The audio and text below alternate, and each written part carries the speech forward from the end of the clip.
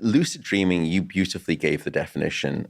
Loosely defined, lucid dreaming is that you simply know that you're dreaming whilst you are dreaming. So, in other words, as the dream is unfolding, you gain awareness of, this is a dream, but I'm still dreaming. At that moment, by science definition, you are in a state of lucidity. But most people don't really mean that when they say, oh, I'm a lucid dreamer. They mean, yes, I become aware that I'm dreaming as I am dreaming. And then I take over the reins of control. And then starting to decide exactly what it is you dream and how you dream. So now I'm on the ground and I'm walking through a park and I decide that I just want to take off and I want to fly over the river, or I want to fly out over San Francisco Bay and take a tour. So I decide to start flying. That is what most people think of as lucid dreaming. If you were to think about it, this thing called dreaming, as we've described, is utterly absurd as a state based on its psychotic kind of nature and characteristics. To then start to say it's that idiotic and strange and bizarre, but P.S., I can also take control of it and decide what I want to do with it, injects a whole dose of disbelief into a process that's already unbelievable by itself. So science for a while just thought, this is charlatan type stuff that these people claim that they can control their dreams. How can you ever prove that? Because don't forget, when you go into REM sleep and you dream, you are paralyzed. So I can't just wake up and say, I was lucid dreaming. That's not proof. I have to, in some ways, be able to demonstrate that I'm lucid dreaming as I begin to become lucid. But I can't because I can't communicate with you as the scientist. Well, it turns out that you can. One of the things we spoke about in the first episode is that, yes, you get these rapid eye movements, but think about what that means. I told you that when you dream, your brain paralyzes all of your voluntary muscles so that you can dream and dream safely and you don't act out your dreams, with the exception that at least two muscle groups, your extraocular muscles that move your eyes and your inner ear muscles, for some reason, they are spurred from the paralysis so you can still move. Otherwise, you could never have rapid eye movements. So the eyes, all of a sudden, because we have electrodes up top and below and left and right sides, we can measure what you're doing with your eyes during sleep. In fact, we have to do this to determine, are you awake or are you in REM sleep? The brain activity by itself doesn't tell us that.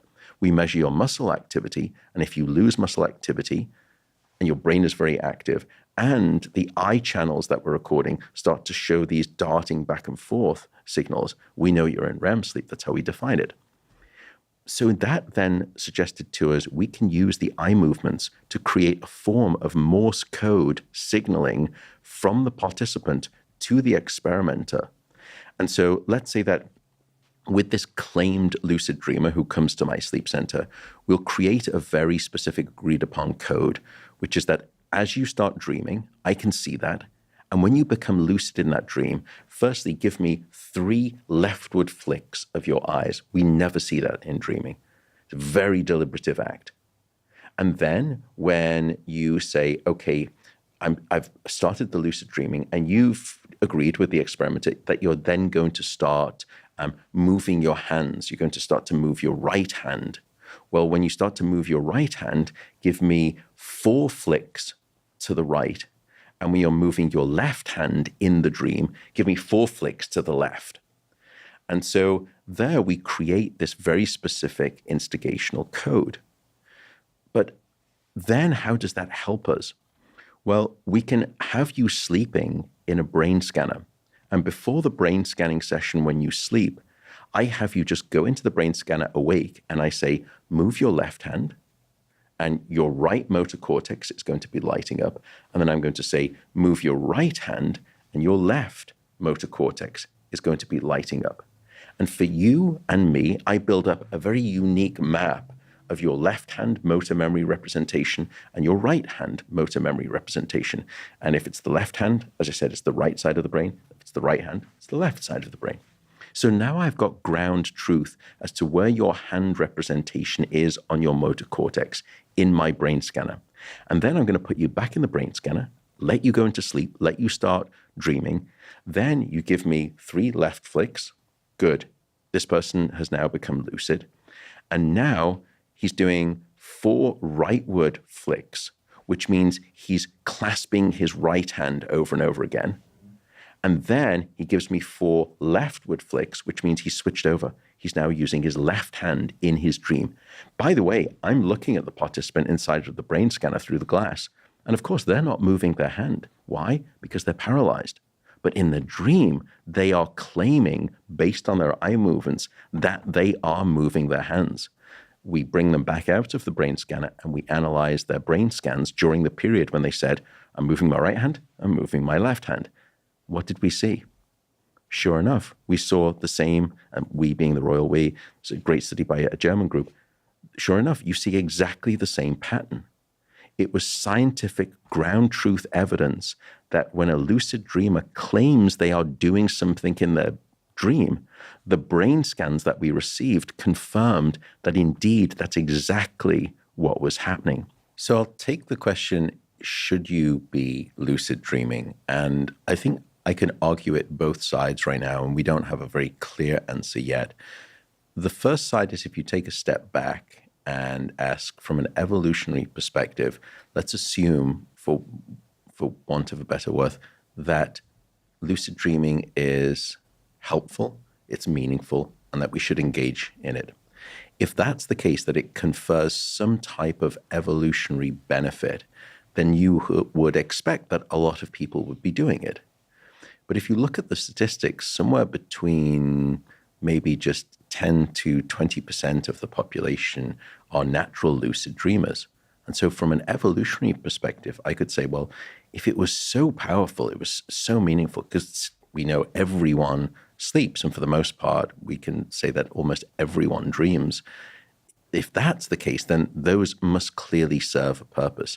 But the fact that very few people are lucid dreamers, doesn't that tell us that it isn't necessarily beneficial? So from that perspective, I can play those numbers. There is an inherent flaw in my argument there, however, because that assumes, based on the argument I've just given you, that we have stopped evolving. And of course we have not. And so perhaps that 10 to 20% of the population who are natural lucid dreamers are at the forefront of hominid evolution.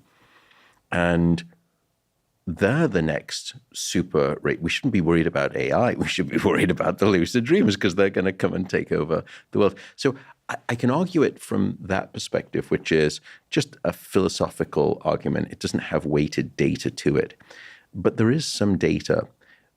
Some individuals have asked the question, is there any changes to your sleep or even the benefits of sleep when you are a lucid dreamer versus not? And what's interesting is that for some papers that have been published, after nights when people report lucid dreaming, they wake up and they don't feel as restored. They don't feel as refreshed by their sleep in the morning, suggesting, just as you sort of hinted at there, that the lucid dreaming state is associated with perhaps a less deep or more shallow form of REM sleep, or a more active state of REM sleep, perhaps too active, so that it's fatiguing and depleting. And upon awakening, you don't get that memory and that body, that brain and body reset. There are, however, a few papers that have not found that result. So I think right now we don't truly know if the lucid state is associated with unrefreshing sleep and unrestorative sleep. But if that proves true, then I think that that's one argument.